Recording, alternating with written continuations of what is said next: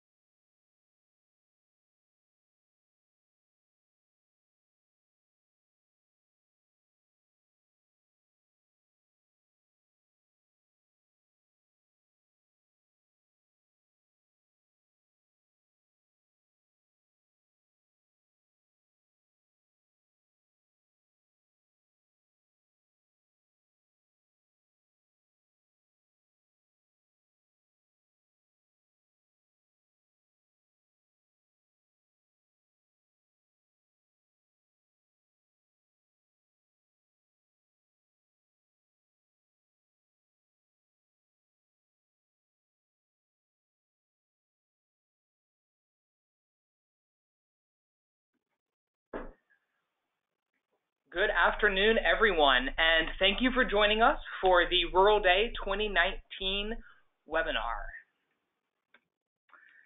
My name is John Coggin, and I'm the Director of Advocacy at the North Carolina Rural Center. I will be your guide through this webinar today. Now, they say it helps to have a picture of who's speaking to keep in mind during the webinar, but before this image has a chance to scar us all, I'm going to keep flipping to the next slide. Before we get started, we'd like to take just a second to review some housekeeping items. First, if you experience any technical issues during the course of this webinar, please call the Rural Center main line at 919-250-4314.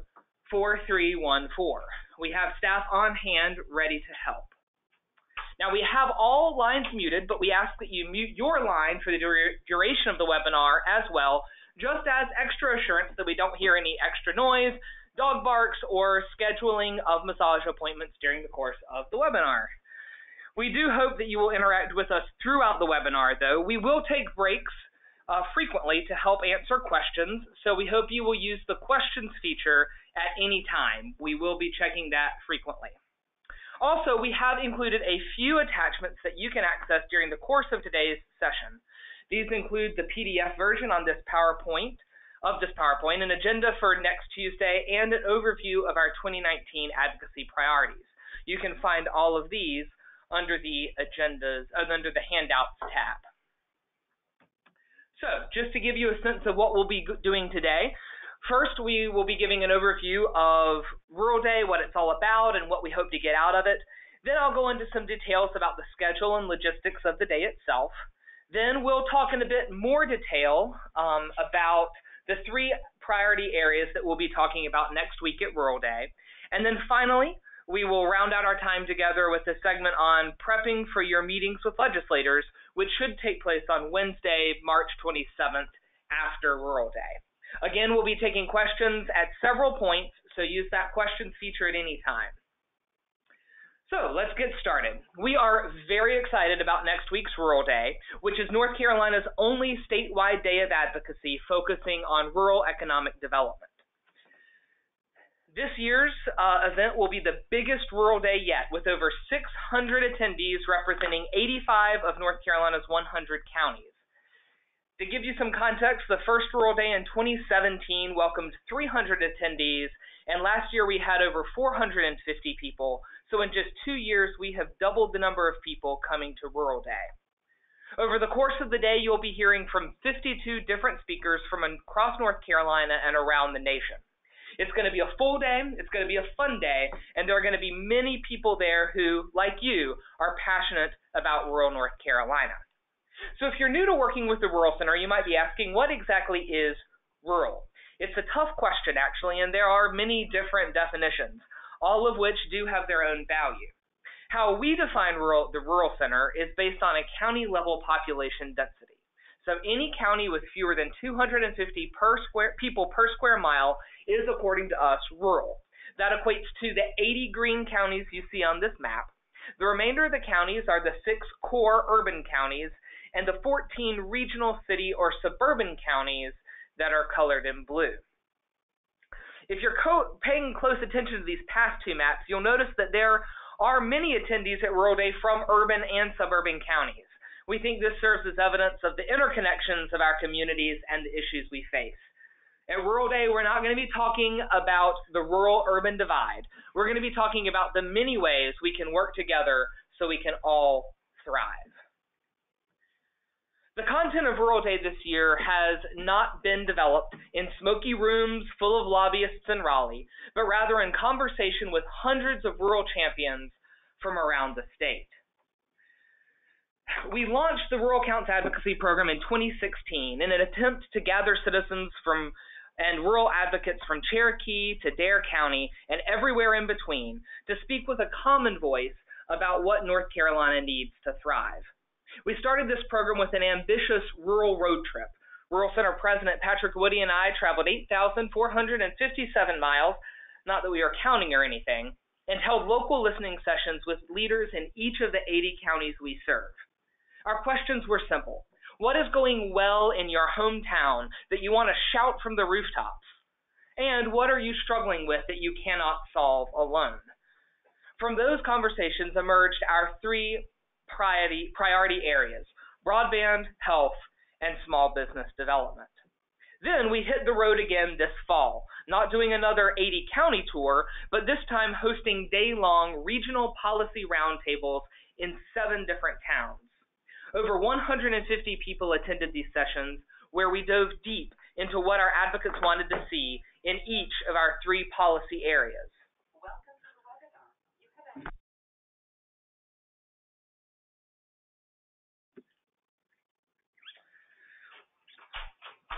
We took that feedback to our research and policy teams and crafted a slate of policy goals within broadband, health, and small business development that directly reflects what we heard on the ground. Some of what you'll see on that list when we get to it later in the webinar is exactly what we would expect. Some of it, quite frankly, surprised us. But our goal is not to tell you what we think the answers are. Our goal is to work with you on the solutions that will work for us all. So when you see a list of our top policy goals in each of our priority areas, you can know that these were not drafted by a bunch of policy wonks, but by real people across the state of North Carolina. And yes, I just admitted that I, as a policy wonk, am not a real person. Not everyone who will be at Rural Day will have been part of this extensive process. So one of the main purposes of Rural Day is to educate everyone in attendance about the issues that matter most to North Carolina. You'll hear from some of the greatest minds in this nation on our priority areas, and hopefully you'll learn something new, even if you have been working in one of these areas for your entire career. The ultimate goal of Rural Day is to turn talk into action. That begins with you communicating with your elected leaders about the priorities that we talk about at Rural Day. If you signed up for Rural Day early in the registration period, you probably remember choosing a regional policy roundtable to attend.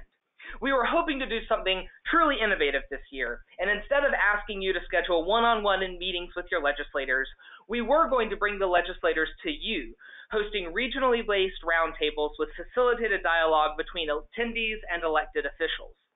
Unfortunately, the General Assembly announced some unexpected schedule changes in their session calendars, which we think is good for the process as a whole, but it meant that both of the houses of the General Assembly would be in session at the exact time of these roundtables. So we had to change our schedule around. You'll no longer see those regional policy roundtables on the agenda, and that means that once again, we are going to ask you to talk with your legislator one-on-one. This means you could meet in Raleigh while you're in town, or meet with them when you're back at home, or it could be a phone call, email, or a letter giving a synopsis of your participation at Rural Day. There is one opportunity to do some direct communication with your legislature while you're in the room at Rural Day, and that's with our special Rural Day postcards.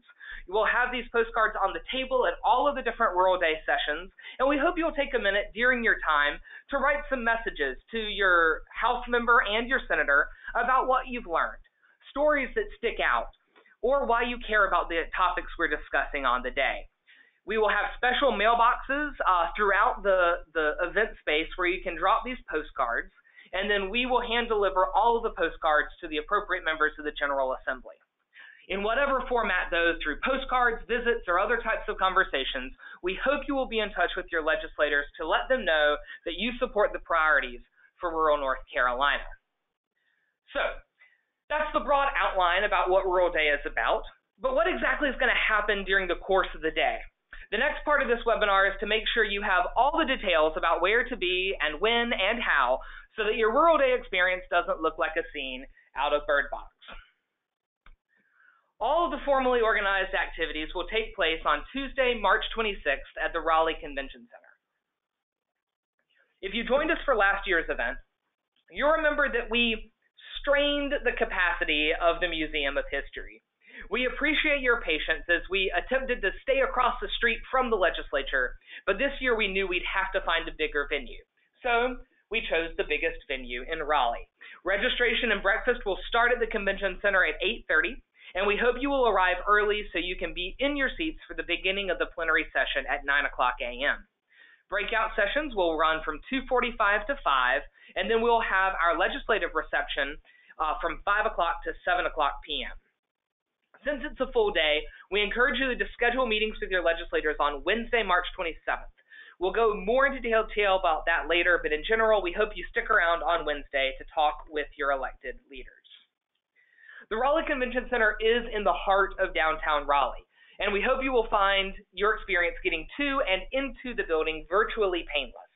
The front entrance to the Convention Center, where you will enter, is located on 500 South Salisbury Street. There are several parking decks in the vicinity that you may use. Our top suggestion is the Performing Arts deck, which I just circled in red, with entrances on South Street and Lenore Street. This is easiest to access if you're arriving from I-40 from the south, and it's right next door to the convention center.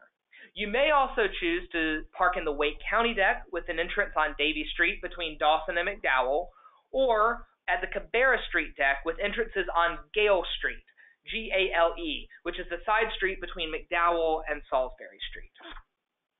The main entrance to the convention center, as I said, is on Salisbury Street, and this blue star marks the pickup and drop-off location of the Rural Day Trolley. This is a new service, free, that we've put together this year that's going to transport people back and forth from the legislative building throughout the day. So, if you are in town only on Tuesday and want to sneak off to the General Assembly to meet with your legislators, you can take this trolley for free. It'll be running on a half-hour loop, leaving Jones Street in front of the legislative building for the first time at 8:30, then leaving from the convention center where this blue star is at 8:45, and that will continue every half hour until the last departure from the General Assembly at 7 o'clock p.m. and the last departure from the convention center at 7:15. Once you arrive at the front door of the convention center, you'll find yourself in the main lobby. One quirky aspect of the convention center is that the ground floor is actually the third floor. So when you see rooms beginning with a 3, know to go back to this lobby level. But most of the day, as you see here, takes place on the 4th floor, which is right up the escalators from the front lobby. Our registration is sponsored by Novant Health and begins at 8:30 a.m. Once you register, we invite you to have a continental breakfast provided by ECC Technologies and find yourself a seat in Ballroom B for the plenary session, what we're calling the Convocation. The Convocation will begin promptly at 9 o'clock a.m. in Ballroom B, which is the center ballroom on the 4th floor. Our Convocation sponsors are Blue Cross Blue Shield of North Carolina, Duke Energy, Farm Bureau, and NC State Extension. You will stay on this 4th floor and in or around Ballroom B for most of the day, through lunch and into the afternoon. We'll start with a welcome at 9 o'clock a.m. and move into our broadband keynote before a short break at 10:15. Then we're going to gather again for our health keynote at 10:30 and take another break at lunch at noon. We'll reconvene at 1:15 for our last plenary session, which concludes at 2:20 p.m. So for the welcome, our President, Patrick Woody, will open the show at 9 o'clock a.m., and then Governor Cooper will provide opening remarks. He'll be introduced by Senator Don Davis, and he will be followed by a video address from Lieutenant Governor Dan Forrest. Our broadband keynote will be provided by Mignon Clyburn, who just finished a 9-year term as FCC Commissioner. During that time, she fought for rural broadband and will talk to us about what's being done across the country to expand access to the last mile. She'll also talk about what more we can do in North Carolina to achieve that goal. Ms. Clyburn will be introduced by Catherine Bates with the National Telecommunications and Information Association, or NTIA. Catherine will also be facilitating an audience Q&A with Ms. Clyburn after the keynote. If you have a question you would like to ask about broadband during this keynote, please use this link on the screen, bit.ly/ruralday2019, to submit your questions. The survey is live right now and will be available on Rural Day as well, so you can ask your questions in advance or in real time. After a short break, we will return for the health plenary session of the Convocation. Alan Morgan, the president of the National Rural Health Association, will begin by providing an overview of the national landscape of rural health. Then Dan Gerlach from the Golden Leaf Foundation will introduce our health keynote, John Kasich, former governor of Ohio and current CNN political correspondent. Governor Kasich will talk about his experience in Ohio with rural health insurance access, their decision to expand Medicaid, and the impact that decision has had on the opioid crisis and rural economic development. You will also have time to engage with Governor Kasich on Q&A. You can use the same link as before, bit.ly/ruralday2019, to submit your questions anytime between now and the event. And as a reminder, that is case sensitive, so the capital letters matter. North Carolina Attorney General Josh Stein will conclude the health plenary with a special announcement on his continuing fight against the opioid crisis. We will then break for lunch, sponsored by North Carolina Electric Cooperatives. And this is going to be time that's completely free for you to eat, relax, talk with friends, maybe catch up on what's going back at home. The lunch will be box lunches, so you'll be able to take them back into Ballroom B or outside if the weather permits. Just be sure to be back in Ballroom B by 1:15 when we will have our last plenary session of the day. We're calling this last session In Conversation with Legislative Leaders. This interactive discussion will be facilitated by John Hood with the John William Pope Foundation and Nell Hotchkiss, a board member of the Rural Center who works with the North Carolina Electric Cooperative. In past years, we've invited individual legislators to come give our audience overviews of their visions for rural economic development. This year, we're going to get them talking together. First, we will invite Speaker of the North Carolina House, Tim Moore, and Senate Pro Tem Phil Berger to enter into a conversation about their legislative goals and how the House and Senate work together to pass legislation. Then Senator Dan Blue and Representative Robert Reeves, leaders from the Democratic Party in both houses, will provide their insights to similar questions. We hope these conversations will give you an inside look into what it's like working at the General Assembly and a better understanding of what you might see happen over the course of this long session. The rest of the Rural Day programming will take place in breakout sessions. And let me let you in on a little secret here. If you are one of those people who looks at the title breakout session and thinks of it as the time to get some work done, wander around the city, talk with friends, I'd advise against it this time. I think these sessions are going to be the highlight of the day, and rather than figure out if I'd attend one, I'd be struggling to figure out which one of these I can attend. All four of the breakout sessions are going to be located on the third floor. Again, that's the ground level, right down the escalators from the ballroom. If you're standing at the front entrance looking up at those ballrooms, all of the breakout sessions will be in rooms on a hallway to your left, down a left side hallway. We'll have one breakout session for each of our three issue areas: broadband in room 301AB, health in room 302C, small business in room 302AB, and faith-based advocacy, an additional breakout session in room 303B. Now, when you signed up for Rural Day, you should have signed up for one of these sessions when you registered. All of them are quite full, so if you would like to change your mind on which one you signed up for, we request that you wait until the session begins to enter and see if a space is available. With the exception of the faith-based breakout, they will all follow the same basic agenda you see on the right of the screen. After a brief welcome from the moderator, sponsors, and legislators, they will feature quick TED-style advocacy snapshots, the same style you have seen at previous Rural Days, followed by an expert panel with presentations and discussion. The sessions will conclude with open conversation with the audience. Here's where you'll get a chance to ask live questions and enter into conversation with each other. We'll conclude all of these at 4:45, giving you time to fill out your postcards or give a call to your legislators before the reception begins at 5. So we're going to run through the schedule of each of these breakout sessions one by one. The Broadband Breakout is sponsored by AT&C and Wilkes Communications and will be moderated by Eric Kramer, the head of Wilkes Communications and River Street Networks. The legislative welcome will be provided by Senator Harry Brown and Representative Dean Arp, both champions of the GREAT, G-R-E-A-T, Broadband Infrastructure Program, which was the Rural Center's top advocacy priority last year.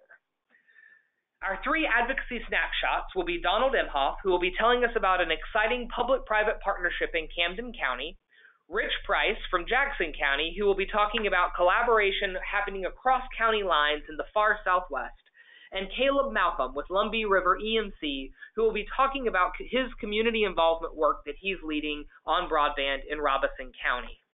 We hope that these snapshots, along with all the others in the other sessions, will give you quick but inspirational glimpses into local innovations that will also capture how you too can tell your story in a brief but powerful way.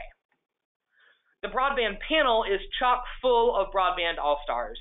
Catherine Bates will join us again to share a national perspective of what other states are doing on access and adoption issues. Jeff Searle with the State Broadband Office will talk about the implementation of the GREAT program. Aaron Winia with the League of Municipalities will be talking about innovative public-private partnerships on the local level. And Becky Gray with the Locke Foundation will be talking about efforts to increase internet adoption and digital literacy. If you chose to be a part of the health breakout, that will be sponsored by United Healthcare and will be led by Lori Kroll with Novant Health. Our legislative welcome will be provided by Representative David Lewis from Harnett County and Representative Donnie Lambeth from Forsyth County. Then our health snapshots will be given by Chris Vann from Comwell Health in Sampson County, Leslie Sharp from Sylvan Community Health Center in Alamance County, and Devin Lyle with Wilkes Recovery Revolution in Wilkes County. Then the panel will be made up of Erica Palmer-Smith, who's the head of the Care for Carolina Coalition, a group of over 40 organizations committed to closing the health insurance coverage gap. You'll have Maggie Sauer, who leads the North Carolina Office of Rural Health, Alex Miller with the North Carolina Nurses Association, and Philip Graham, who's an expert in substance abuse with RTI International. And then our small business breakout, which is sponsored by South State Bank, is with support from Carolina Farm Credit, will be facilitated by Christopher Chung, who's the head of the Economic Development Partnership of North Carolina. This session will feature welcomes from Senator Erica Smith and Representative Stephen Ross. The small business snapshots are going to be Sean Lilly Wilson, who's the head of Full Steam Brewery, Amy Bastian with NC Idea, and AJ Ware, who's the chair of the board of Inmates to Entrepreneurs. This expert panel will feature Alan Wood, who's the head of Burke County Economic Development, Greg Thompson with the North Carolina chapter of the National Federation of Independent Businesses, Vicki Lee Parker with the NC Business Council, and Jonathan Brereton, the head of Thread Capital, which is the small business lending subsidiary of the Rural Center, which was launched last year at Rural Day.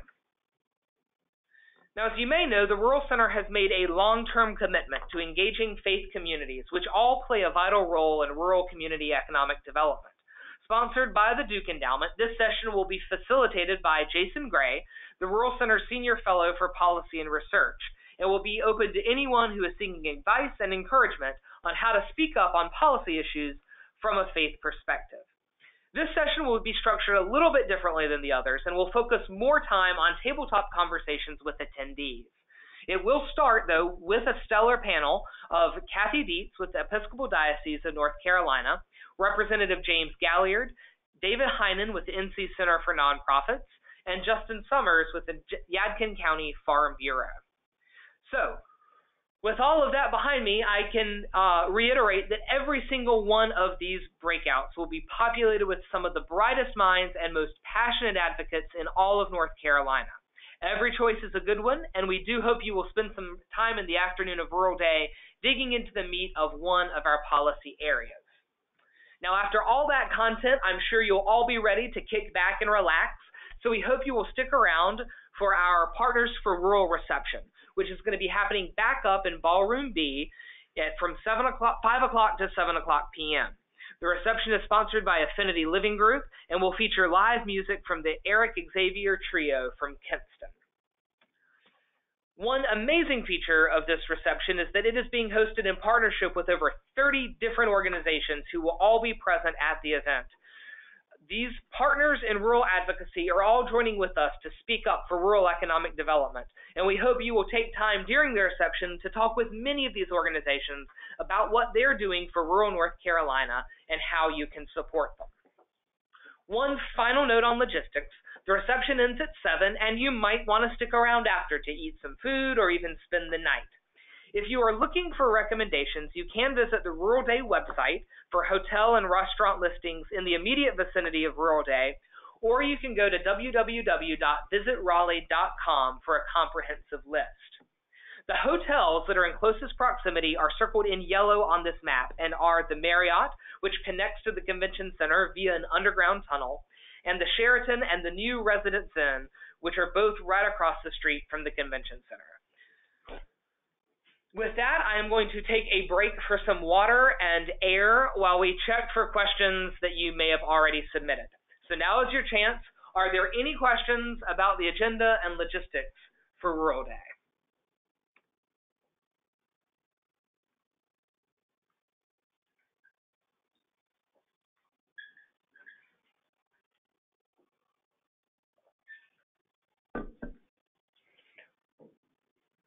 One question that we have is, why no small business keynote, which is a fantastic question.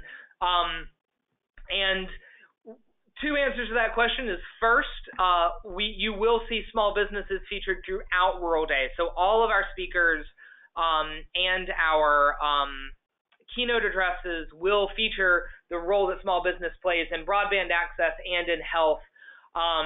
Another answer is there is just so much time in the day, and in order to get to all the content that we needed, we reached out to a couple of really great keynotes on broadband and health, which are the areas in which that we are trying to get some really substantive legislation passed this session. I'll talk about it later on in the PowerPoint, but small business is one that we are still in development of. So you can expect a much bigger push for small business once we work together to get some more specific requests put together. So I hope that answers the question.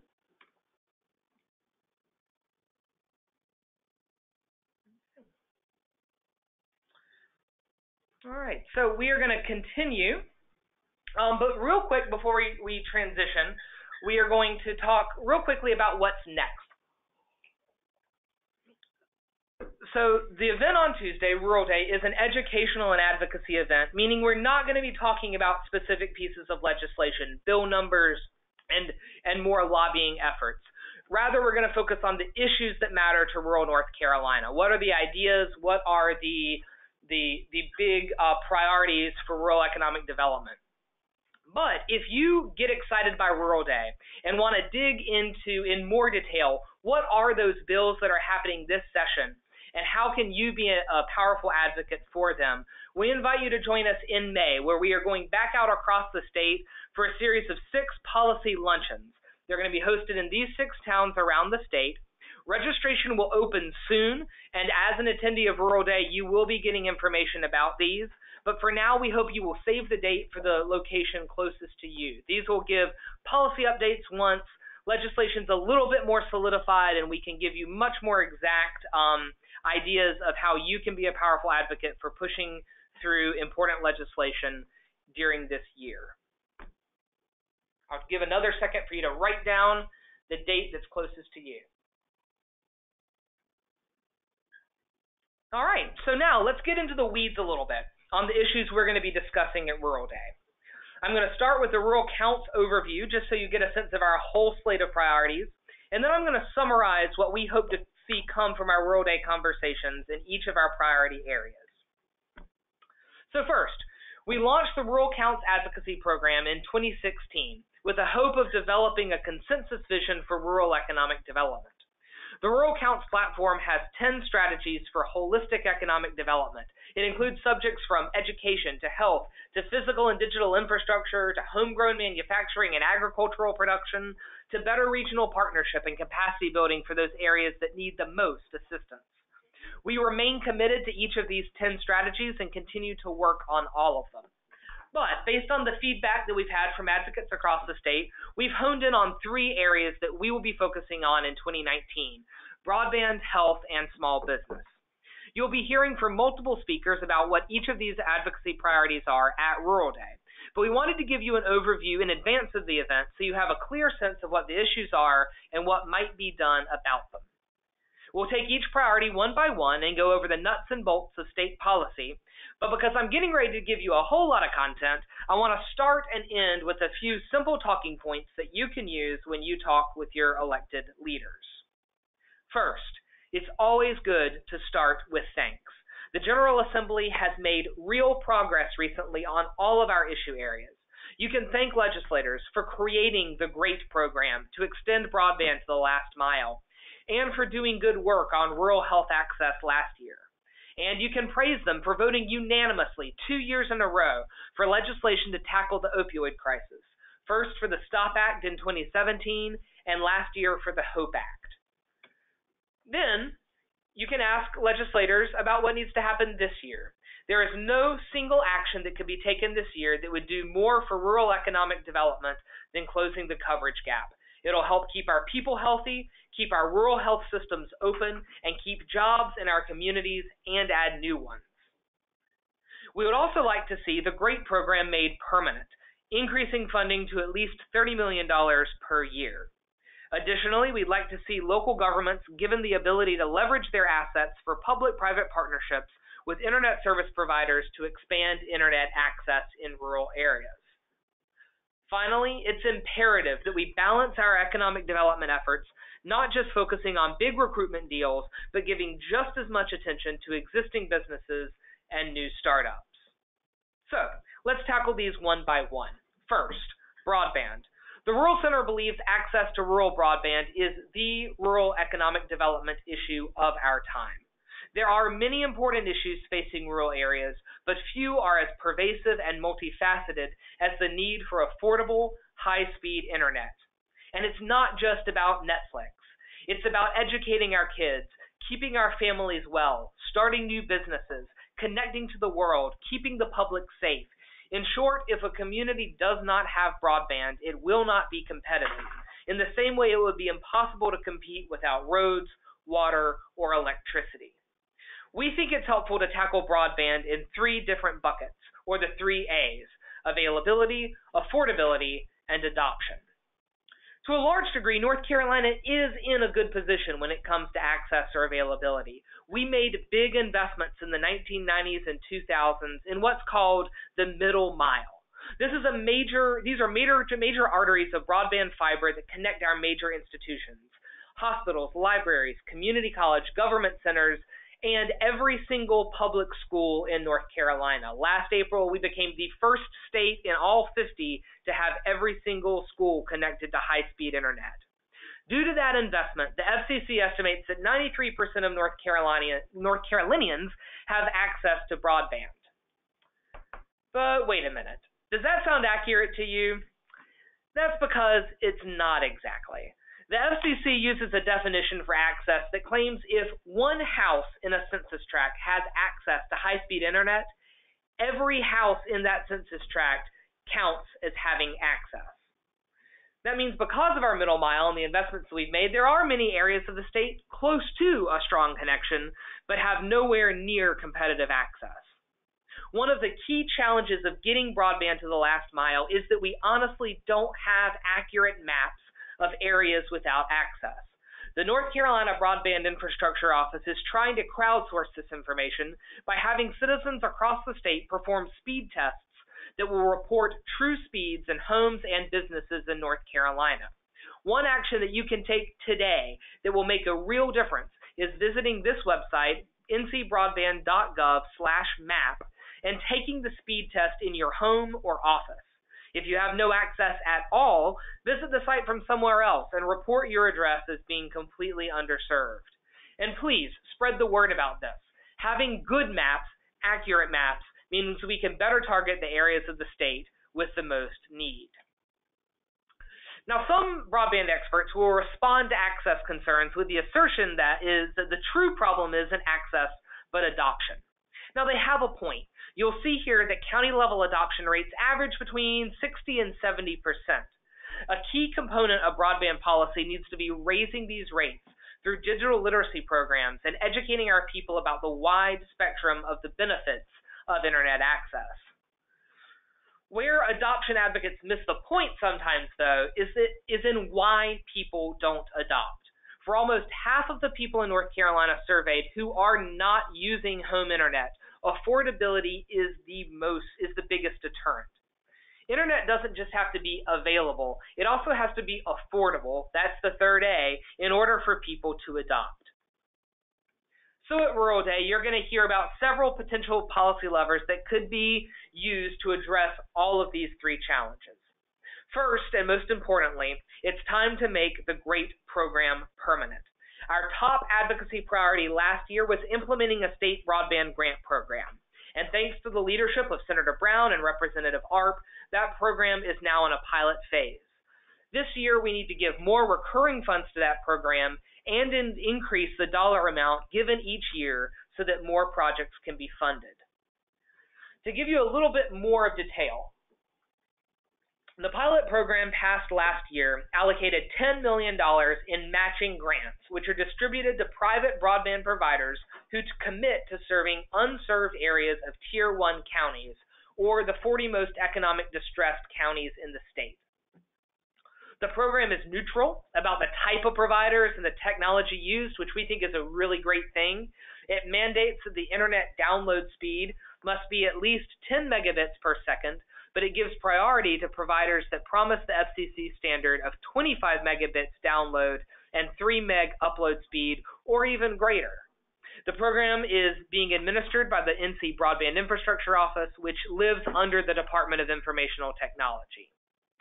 Again, we at the Rural Center celebrate the launch of this program last year, and we ask the General Assembly to make this permanent in the long session, with even more funds allocated to meet the demand we experienced with this first pilot phase. We do also have some tweaks that we think could make the program even better. First, we need to expand eligibility to any underserved area of the state, not just those 40 Tier 1 counties. If we get an even larger pot of money for the program, we should open any area to eligibility that can prove that it's underserved.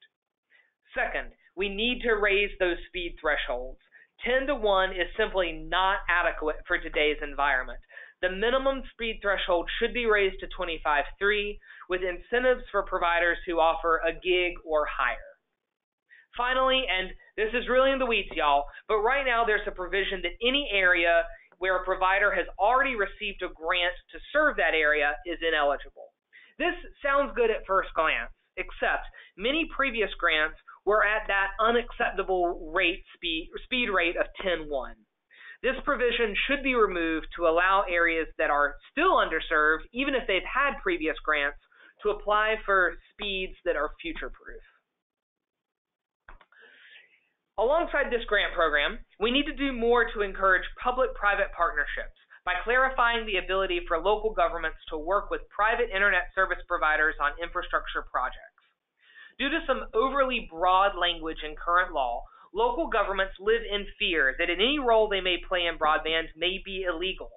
While we would not call for municipalities to run and own their own broadband services, they can help private providers by raising funds to share in the cost of installing some new infrastructure, and they can lease existing assets they have, like poles and towers, to companies that can use them to expand internet to the last mile. Our third goal under broadband was actually accomplished last week when Governor Cooper issued an executive order on broadband, which included establishing this Dig Once policy. This statewide policy will require government units to coordinate and cut costs and increase efficiencies as they deploy infrastructure. We thank the Cooper administration for making this a priority and hearing our calls for the need for this sort of policy. Finally, just because you build it doesn't mean they'll come. We have to find ways to bring costs down for low-income populations and institute digital literacy programs to help more people understand the many ways in which internet access is important to life and work in a global economy. So adoption initiative is our last broadband priority. But what's the bottom line? When you're talking to legislators, what do you need to say? The Rural Center believes that all of this comes down to competition. Our state is amazingly diverse, and there is not going to be a one-size-fits-all solution. Different solutions, different providers, different technologies are going to work in different areas. But at the same time, building last-mile infrastructure anywhere is a tough business proposition. Private companies need to be doing this work, but the state must play a role in sparking the competition in an industry where startup costs are expensive and in areas where a profitable business model is uncertain. So at the end of the day, the question that we need to pose to each other and to our leaders is, how do we spark the competition needed to equip our rural areas with high-speed, affordable internet? The second priority for the day is rural health. Many people are surprised to hear that the Rural Center, an economic development organization, is talking about health. But we recognize that we are never going to have thriving rural economies if our people are not healthy and if our health systems are not flourishing. Yet, 70 of the 80 rural counties we serve are federally designated medical deserts due to the lack of primary care access. If we're going to ever have healthy people and healthy workers, we have to make sure that our people have access to quality health care. On top of that, the health sector is in itself a cornerstone of a robust rural economy. The health sector in North Carolina employs almost 180,000 people in high-paying jobs that earn $2.3 billion in taxable wages. The sector is also one of the few to have seen growth throughout the years of the Great Recession and recovery. Since the year 2000, rural North Carolina has seen a 36% increase in taxable wages.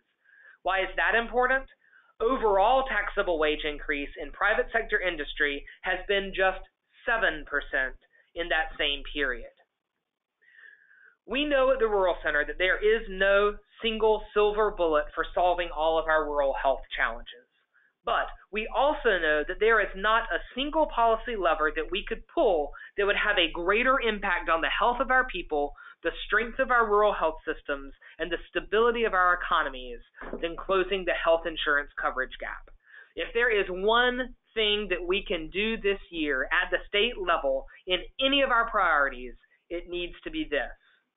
Due to unfortunate ways in which the American Affordable Care Act was designed and implemented in North Carolina, we have well over 400,000 people in this state who are ironically not making enough money to afford subsidies for health insurance to make it affordable. Most of these folks are hardworking North Carolinians, working 1, 2, or even 3 jobs to make ends meet, but they're barely making it. They are farmers, fishermen, small business owners, and even church pastors. Creating a state solution that gives them access to affordable insurance will help them, and it will also help our economy. It would create over 43,000 jobs in 4 years across the state, add $21.5 billion in business activity, and generate an additional $860 million in state revenue. And, importantly, it would save $3.45 billion in uncompensated care. This is when someone comes to an emergency room and can't afford to pay. Because we live in America, we will give those people care. But when people don't have insurance and they go to the emergency room for serious conditions and they can't pay for it, who ends up paying for that care? Those who have insurance. So not only will this help the bottom line of our health systems, but it will also help all of us who are paying for medical care in North Carolina. We expect this issue to be one of the most hotly debated issues of 2019. And like all important decisions, it is going to require thoughtful consideration and robust debate. The Rural Center is open to a variety of policy solutions to close the gap, but the imperative is clear. We must find a solution that gives these hardworking citizens access to insurance and helps make our rural economies more competitive. Now, as I just said, closing the coverage gap is the most important action we can take, but it's by no means the only one. Once more people have access to health insurance, we need to do more to make sure they have access to quality health care providers. There are many avenues towards reaching this goal. We can give more support to rural hospitals who take on interns and residents, because there is much evidence to suggest if someone studies to practice medicine in a rural area, they are much more likely to stay there for the long term. We can add to loan repayment programs that help doctors pay back debts if they settle in rural communities. We can explore options for giving healthcare providers like advanced practice nurses and dental hygienists full practice authority and expanded scope of practice. By allowing people to practice all they are trained to do and without burdensome oversight, practitioners who want to live in rural communities will have the chance to do so. Finally, and importantly, we can strengthen the safety net by supporting community health centers and our innovative Area Health Education Centers, or AHECs, that are serving as the front line for health services for low-income populations across the state. So if you remember back to the talking points, I asked you to thank legislators for their leadership on health access. Here's why. During last year's session, the General Assembly appointed a joint committee from both houses to research options for rural health access. Here's what they came up with. Yep, if you read it line by line, it's pretty much the exact list I just recited. That committee put forward those recommendations to the entire legislature, and last year they passed into law House Bill 998, which asked the Department of Health and Human Services to do a more comprehensive study on exactly what actions needed to be taken within graduate medical education, rural teaching hospitals, and loan repayment programs to make a difference in rural health. DHHS released an interim report for those medical education pieces with a final report due this October. We need to thank legislators for getting the ball rolling on finding smart, strategic solutions, and we need to make sure they keep their eyes on that ball through this session and into next year, implementing what is recommended to them.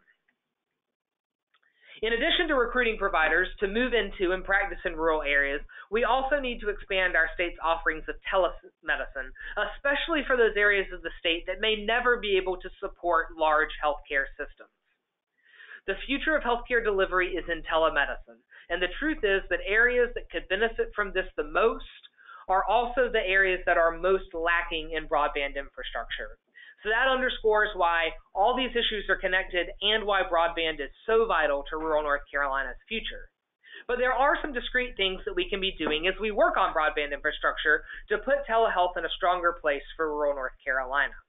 Back in 2017, DHHS, Department of Health and Human Services, issued a report to the General Assembly on their recommendations for a telemedicine policy for North Carolina. Since so much of this technology is new, we don't have adequate policies yet for how to ensure privacy of medical records or how to have standard licensing, patient consent, and reimbursement procedures. All of this is extremely technical, but DHS has outlined a plan for how to get us to a better place for telehealth policy, and the General Assembly needs to act on this plan this year. The final issue is one that's all too familiar to us all. It touches every single one of our communities, and that's the opioid crisis. According to data from Duke University and DHHS, there has been an 800% increase in opioid deaths from 1999 to 2016. That's almost 12,590 deaths in total. And in 2017 alone, there were over 1,600 deaths. The Rural Center applauds the General Assembly for passing the STOP Act in 2017, which has curbed access to these prescriptions, and the HOPE Act was passed last year, which focuses on law enforcement and recovery programs.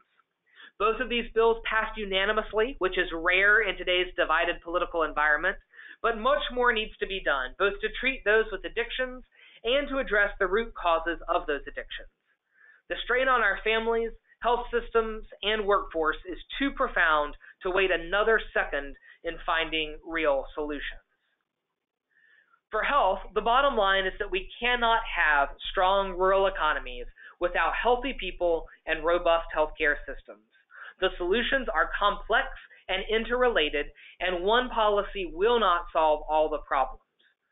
But we can make great strides by implementing what's already been suggested by state experts and policymakers in each of these four major areas. And it's going to be hard to work on any of the rest without first closing the health insurance coverage gap.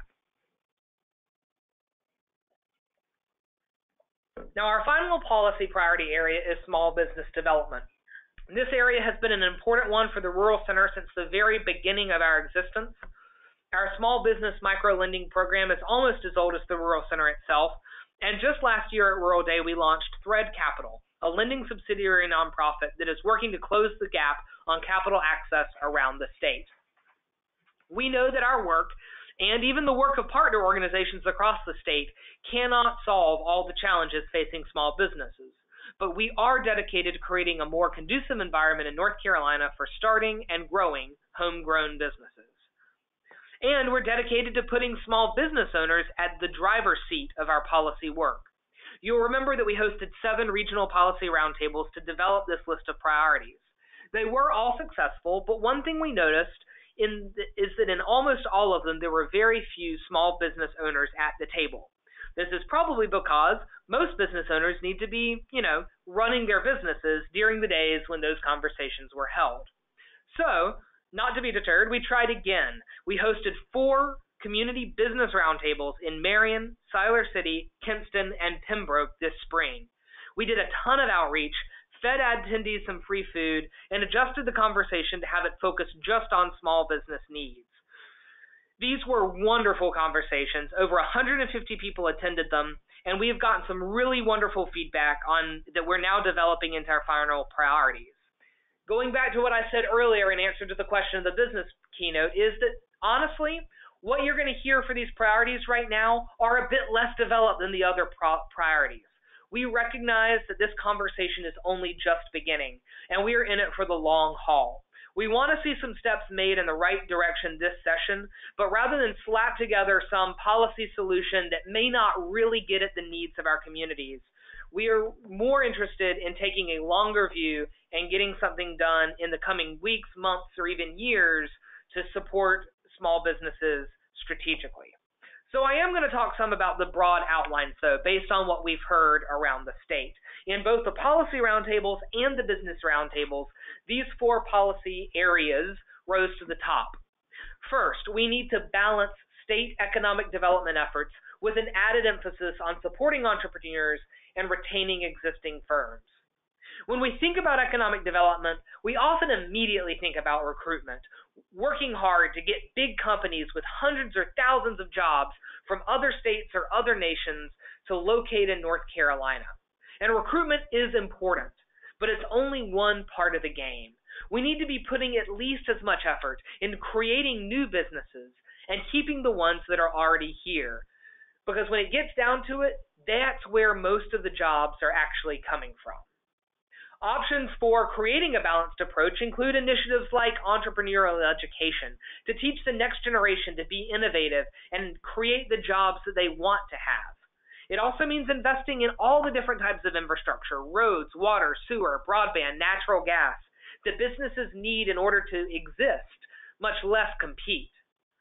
None of this can be done, though, if we do not redesign arcane structures like the tier system, which ranks all of our counties according to economic distress. You'll remember that in broadband, it's causing some problems, and it does across the board. The tier system is used for a whole variety of economic development and other programs. But not only does it not measure distress well, it also classifies 80 of our 100 counties as distressed. That means we're not able to target resources to where they need it the most. Outdated metrics like this need to be redesigned or replaced with systems that actually work. Additionally, we need to take advantage of new programs like the Opportunity Zones tax credit that was part of the recent tax reform bill in D.C. If we adopt the North Carolina credit that mirrors this federal program, that will do more to encourage investment in rural areas of the state. And we need to support creative ways to better fund community development financial institutions, CDFIs, and other entities providing capital access to startups. The second major strategy is reducing regulatory barriers that burden small business owners. The General Assembly has tackled this issue each session for the past few years, and we expect another regulatory reform act to be considered this year. So what should be in it? And this is something that could happen a little bit sooner. We advocate that legislators focus this year on firms involved with food systems, including growing, producing, processing, and distributing local foods, and reducing regulations that make their jobs harder. They should also focus on building codes and inspections procedures that complicate downtown redevelopment efforts that involve renovating historic buildings. Finally, we need to reduce barriers for community banks to lend to small businesses, while making sure that we maintain transparency and truth in lending for those lending entities. The third major strategy is targeting technical assistance to communities working on downtown revitalization and small business development. There are small towns across the state doing great work in nurturing a local business ecosystem, and there is a large network of organizations that are often under-resourced and sometimes uncoordinated. So small business owners don't always know they're even there or to which organization to turn at what point. We need to right-size these organizations' capacities and form a statewide entity or effort to coordinate them for the benefit of the consumers. We also need to increase funding for and adjust the guidelines for the state's building reuse program in order to make it more accessible for local governments trying to recruit small businesses. And in all of this, we need to improve the coordination of our local, state, and federal programs so that small business owners can navigate the bureaucracy with as much ease as possible. Our final area of focus is to support long-term disaster recovery and resilience. The state has been hit by 200-year storms in 2 years, and they won't be the last ones. The saddest part of this is that some of the same communities get hit again and again. We need to start working now to prepare for the next storm and help our small businesses and communities at large become more resilient in the face of more frequent and more serious storms. Ways that we can do this include making the process for applying for disaster unemployment assistance easier. We can make sure that hazard mitigation plans, sometimes called buyout plans, keep communities together and displace as few people as possible in communities that may already be struggling economically. We need to close the gap when demolition or flood remediation costs become too great for a small business to bear. We importantly need to fund mental health services for small business owners and others who are affected time and again by multiple storms. We need to increase technical assistance, in this case aimed at resiliency planning. And finally, we need to increase access for minority and local contractors who are trying to bid for local recovery projects. In all of this, we have a lot to cover and a lot to flesh out, but we need to let people know that small businesses are at the heart of the rural economy. We also need to develop legislative champions for these goals. So as we keep on working in partnership with you, everyone here on the phone, to develop what the final options are for small business development, we need to make sure that we encourage legislative champions to be at the front lines of this. So as you go to your legislators and talk about the broad needs for small business development, pay attention to who really perks up, who really gets behind this, and let us know so that we can also engage with the right people. So I will end where I began because, again, it's been a lot of information. We hope that you will thank legislators for passing the GREAT program, the STOP and HOPE Acts, and for making progress on rural health access. And we also hope that you will ask your legislators to close the health insurance coverage gap this year, to make the GREAT program permanent and give it more money, to clarify the local government's roles in broadband infrastructure projects, and to support small businesses by balancing our state's economic development efforts. Now, with all that, I am going to pause yet again and see if we've had more questions come in.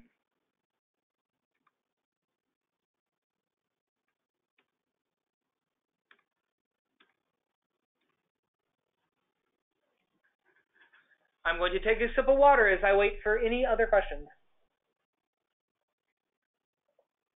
Okay. Thank you all for hanging in there. The final segment of our webinar today will be about engaging with elected officials. Now, we have a full day on March 26th, and again, we're not going to have necessarily formal time for you to interact with legislators, though there are dozens of legislators signed up for the day and for the legislative reception in the evening, so you might have some informal time with legislators during the day on Rural Day. But we do hope that you will find some time to sit down or more formally communicate with your legislators about what you hear at Rural Day and what you want to see happen. If you haven't already made an appointment with your legislator, we suggest that you do so ASAP. It's possible you could happen in on your legislator without an appointment if you go over to the building, but most likely you will have to plan ahead to have that conversation. So we're going to go through step by step. If you are not familiar with meeting with your legislator, if you're rusty and haven't done it in a while, we're going to go through all the steps of scheduling a meeting, what to prepare, and how to make sure that you have a successful meeting. First is, how do you make that appointment? It's actually really simple. So first you'll go to the General Assembly website, which is ncleg.gov, and hover over this the red circled section that's labeled Find a Bill, but you can go to a drop-down menu and click View Member Info. And then you can have that drop-down member find your legislator and click Go. If you don't know who represents you, you can click Who Represents Me on the homepage, just circled it in yellow. Then you just enter your address in this search bar and search for the names of your legislators by address. Then, whichever way you go about it, you'll pull open the bio of your legislator and call their office or send them an email.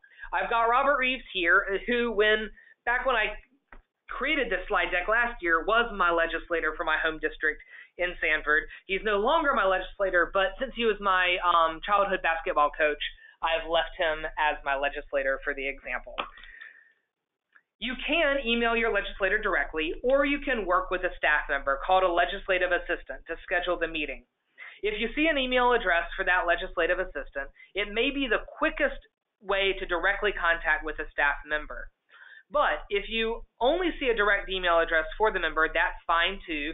LAs have the access to their legislators' email addresses and can respond to schedule a time with the legislator. One other helpful hint, many legislators give district contact info. For example, if they own a small business, they may give that business's phone number. This info could be helpful for contacting them throughout the year. For example, while they're at home, if you want to talk to them. But since the GA is in session right now, you should definitely call their Raleigh number at this time. It will be quicker and easier in scheduling, and you can get directly in touch with the legislative assistant who's in charge of that process. So, you've gotten your meeting scheduled. What now? If you remember anything from this section of the webinar, let it be this. Enjoy yourself. Enjoy yourself. It may sound counterintuitive, especially if you've never done this before, but at the risk of sounding like a bit of a schmuck, we are lucky to have the chance to meet with our leaders. It's one of the privileges of living in this country. We have representatives whose job it is to listen to our concerns and work with us to solve big problems. So, enjoy yourselves during your meetings and take a second to recognize how fortunate we are to do this. But really, what do we do? As you prep for your meeting, remember that your representatives are your neighbors. They live in your area, maybe even in your neighborhood, and they see the same things you do on a daily basis. They know what many of the challenges are, and like you, they're looking for solutions.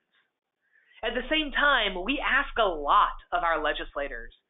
They are paid part-time jobs, even as they spend more and more time in legislative session, and they don't get paid a lot for them.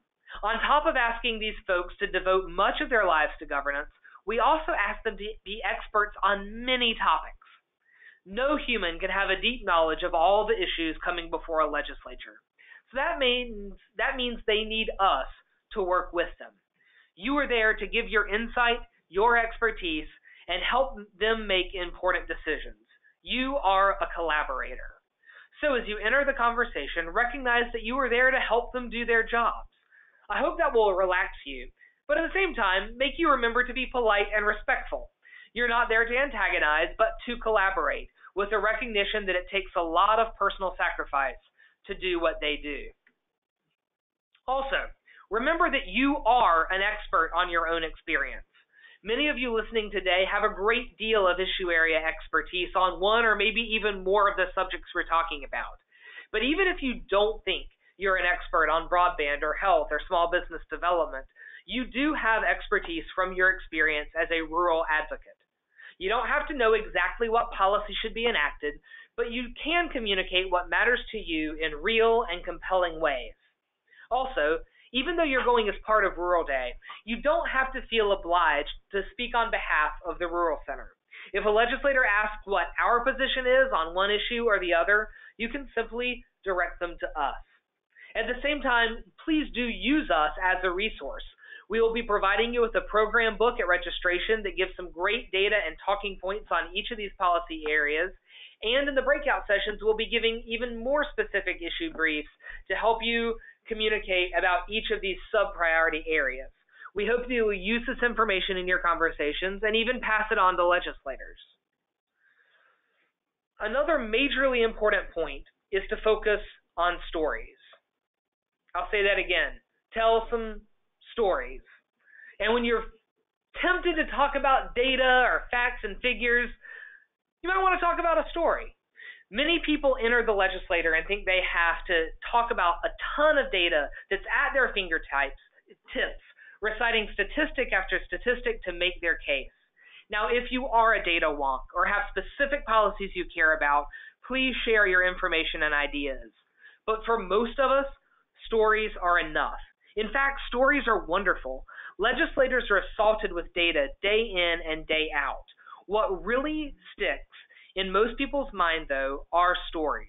Narratives and personal experiences connect us on an emotional level and encourage us to go find the data and policies that will address these stories. I'm a policy wonk. I can fill in the gaps for you after you go home when it comes to the data and the policy, but no one can replace your experience. So please, share it. So those are the basics. Now let's think about how to plan strategically for your meeting. First, recognize that this will be a very short meeting. You probably care about several topics, but on this day, it may be wise to pick one that you really want to make sure you cover, and then get to others if time allows. So pick one of the priority topics you care most about, and think about what you want to say. What story do you want to tell, and why do you care about it? Think about while you're sitting in Rural Day, think about the stories you're hearing or the info that sticks out predominantly in your mind, and then relay that to your legislator. And again, go do your research. Go back to the General Assembly website and look at some of the other tabs associated with your legislators. What committees do they serve on? This is where they can really make a difference. You can go to this committee tab and see they might have a deep passion or experience. And they also are going to have a much deeper understanding of what legislation is being debated and get to it earlier in the process. If they serve on a committee related to your issue area, point that out to them and ask questions about how they can work with that committee on your priority area. You can also get a glimpse into what bills they've introduced to get a sense of their priorities, and you can pick up themes that might be relevant by looking at their sponsored legislation. Now, if you look at their committees and their bills and it looks like there's nothing in common, take a minute and think about how these issues are interconnected. We've talked about how broadband and health are related. We've talked about how small business and broadband are connected.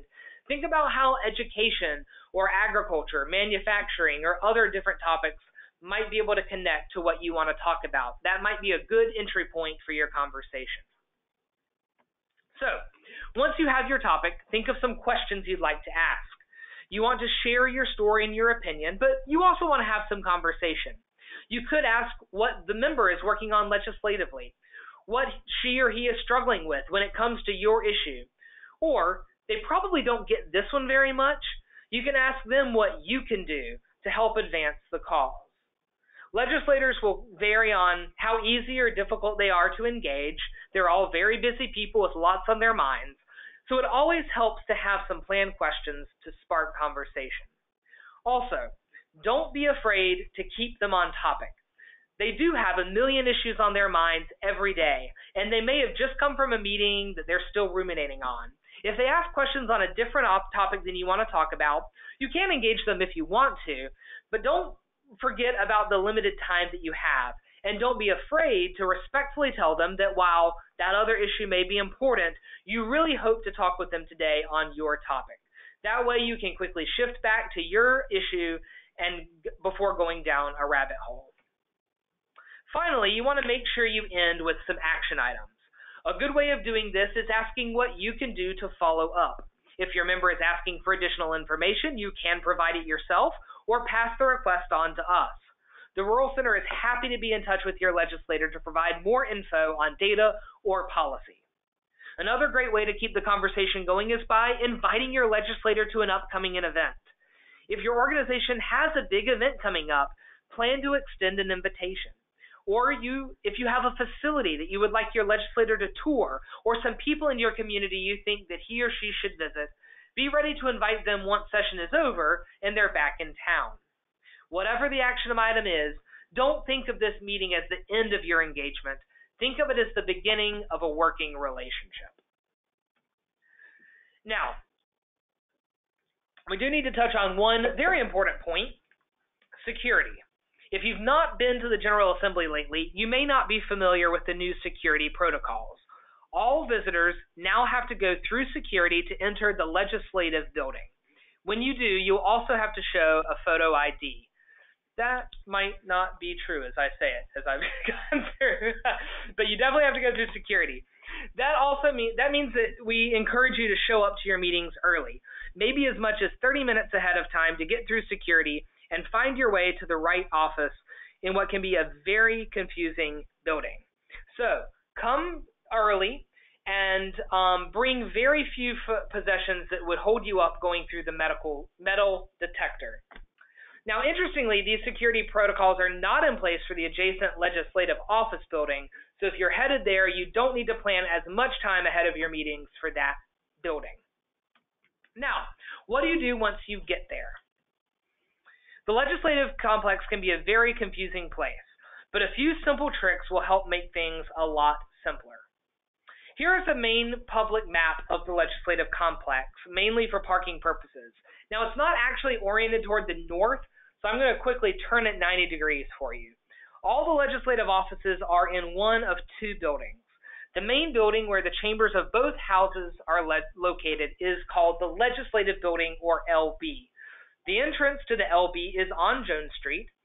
Then, behind and to the left or west of the LB is the Legislative Office Building, or LOB. You can enter either from Salisbury Street or via a pedestrian bridge from the Legislative Building. If you're looking for parking, I would suggest either Visitor Lot 1 next to the Museum of History or Visitor Lot 2 across the street from the LOB.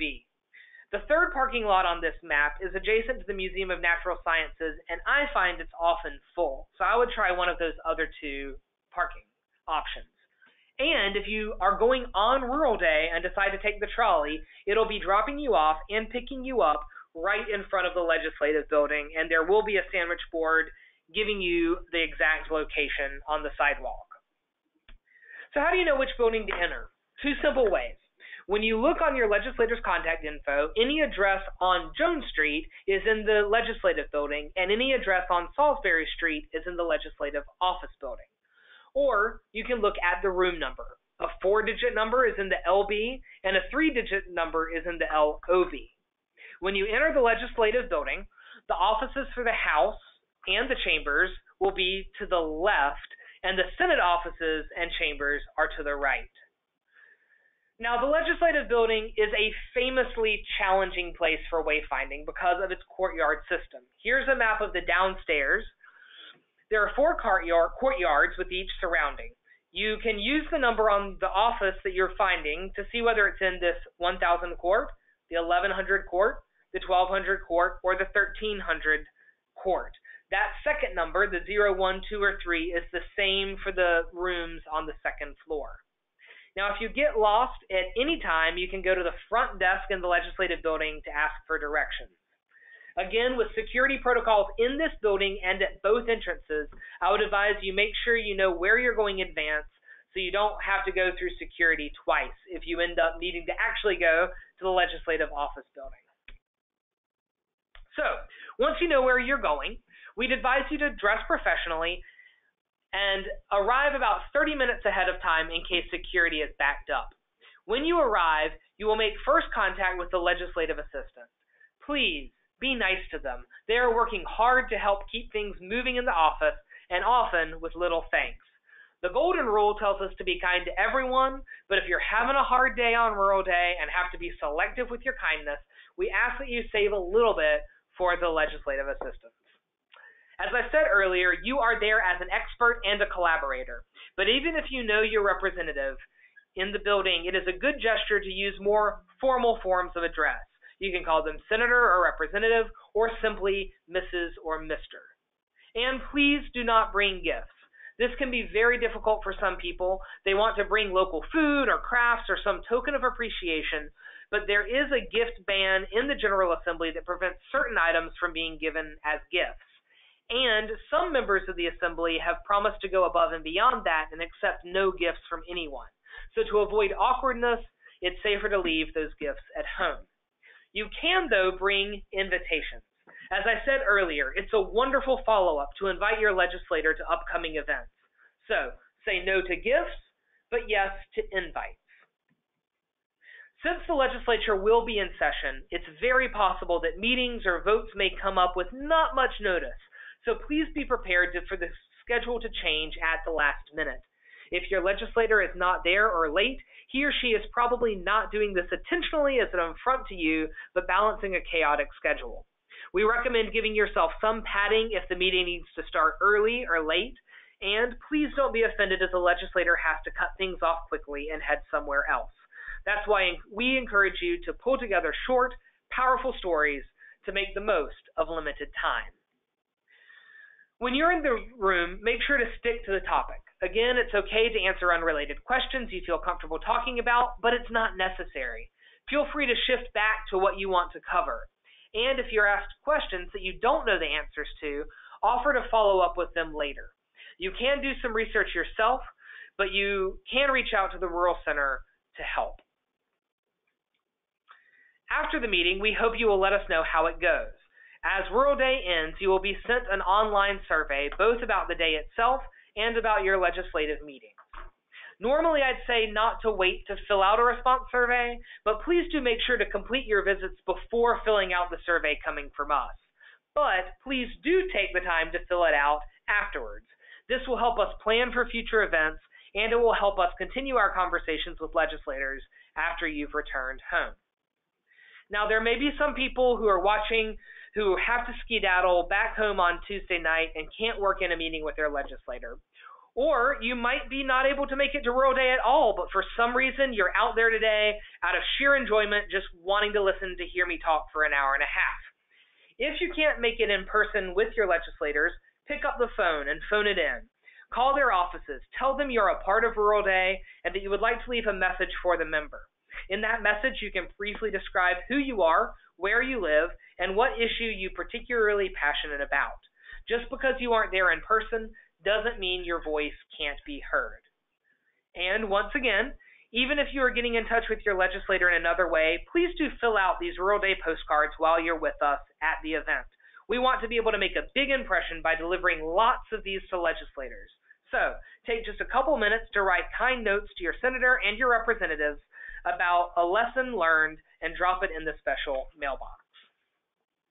So to review, plan ahead by scheduling your meeting now and planning out how you would like the meeting to play out.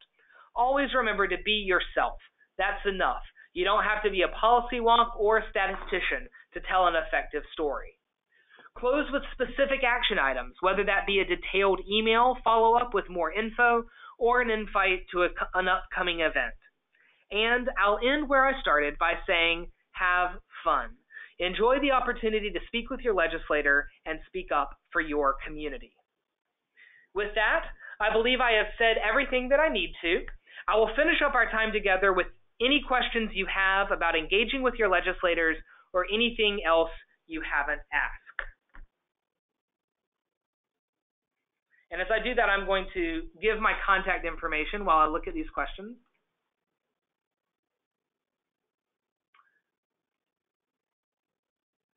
Someone asked for the legislative ask slide, and I will point you actually to the handouts section on your dashboard, and you can actually download the entire PowerPoint presentation there and have it at any time.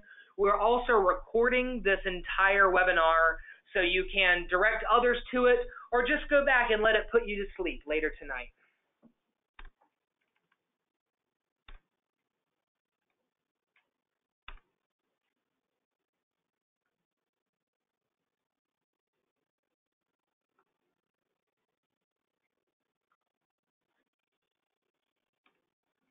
Let me see. I'm sorry it's taking me a little bit, but the questions are actually a little bit hard to read. I'm going to give just another. So I do have a question of if we'll provide a notification when the recorded webinar is available. We probably won't email everybody with it, but we expect to have that up this afternoon or at latest tomorrow morning on the Rural Day website. It'll also be on our YouTube account, so you can look on the Rural Center YouTube account at any time for that as well. All right, y'all. Well, I'm going to give you 10 minutes back of your time, but in closing, I'd like to thank everyone for joining us today, and we look forward to seeing you next week. We have a full house, so please make sure to arrive early in order to find parking and get a good seat. Again, go ahead and schedule those appointments with your legislators. And if you have any questions before the event, please feel free to reach out to me via the contact information here, via email, phone, or Twitter. And speaking of Twitter, as you prepare for Rural Day and as you experience the event, please use our hashtags Rural Day 2019 and Rural Counts, and interact with the Rural Center via our Facebook, Twitter, and Instagram accounts. So with that, I'm going to thank you for your attention and your participation, and we look forward to seeing you all next week at Rural Day.